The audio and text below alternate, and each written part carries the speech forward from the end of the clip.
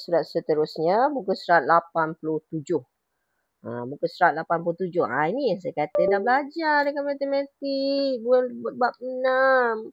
Tengok balik matematik bab 6. Mana matematik bab 6 ni? Matematik bab 6. Tengok balik.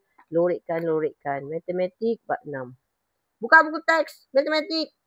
Jangan tipu. Buku teks matematik sama je. Lihat buku teks. Kenapa mouse ni?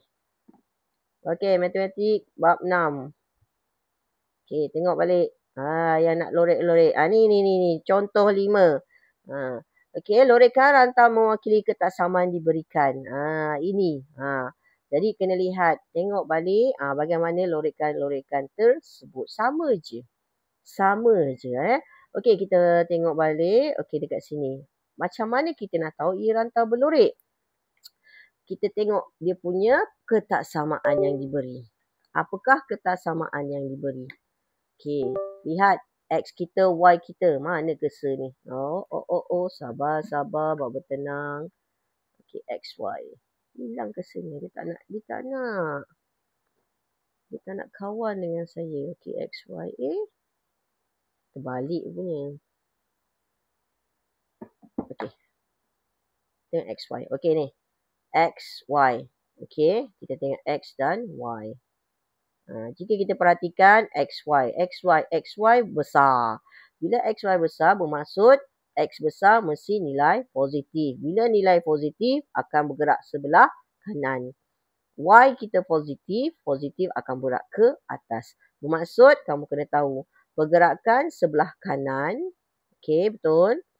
Dan X kita sebelah atas. Okey, pertembungannya adalah sebelah sini. Kena faham. Okey, yang penting kita tengok Y lah. Kalau senang tengok Y. Ini pun sama. Y kita sebelah atas, X kita sebelah kanan. So, kita jangan lukis ke kiri. Salah. Okey, kita pergi ke kanan. Kena tengok X, Y anda. Ini yang awak dah belajar. Jadi, boleh penuhkan muka surat. Sedap pula.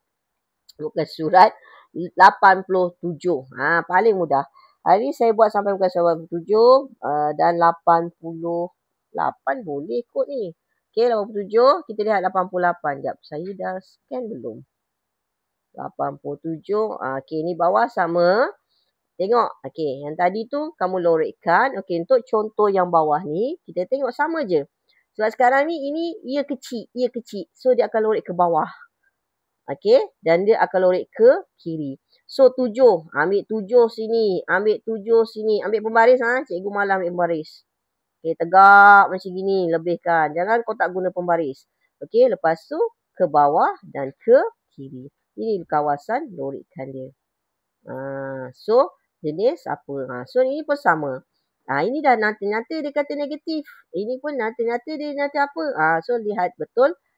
Jangan salah lorekkan. Okey, boleh. Nampak di situ. So, kita teruskan muka surat 88. Ada. Okey. 88 pun sama. 88 pun sama. Lorekkan je. Tak ada masalah. Okey, saya besarkan sikit. Mana tahu untuk kita fokus lagi dekat.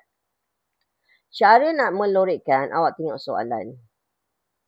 Hilang lagi. Tengok soalan. Okey, yang ini dia cakap apa? Y kita kecil. Y kita kecil mesti lorek ke bawah.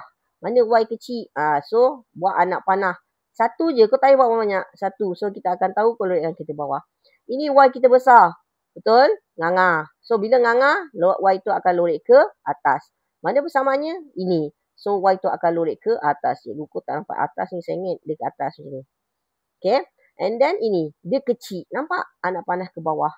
Maksudnya, ia akan ke bawah. Yang ini akan ke kiri. So, dia akan ke bawah. Betul lah? Betul lah?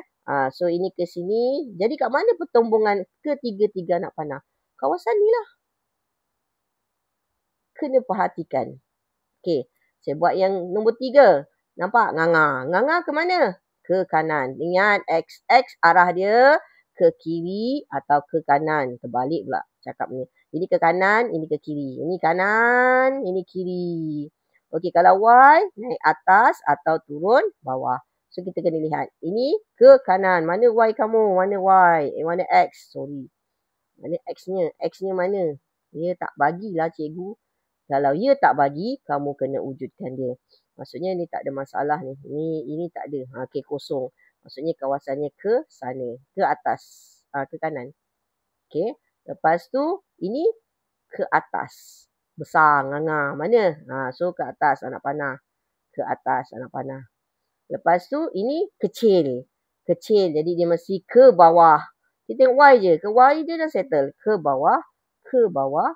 Ke bawah. The last one, besar, nganga.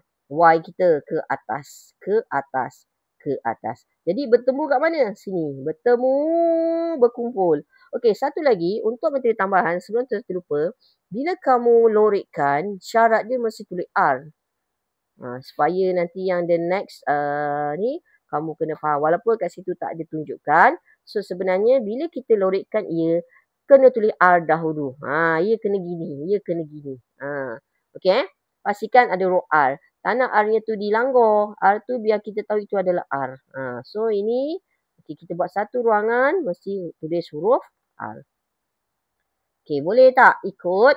So, tengok yang ketiga. Saya bagi lagi untuk fahamkan. Okey, yang pertama di situ dia kata X lebih kecil daripada 10. Inilah. Lebih kecil arah mana? Ke kiri.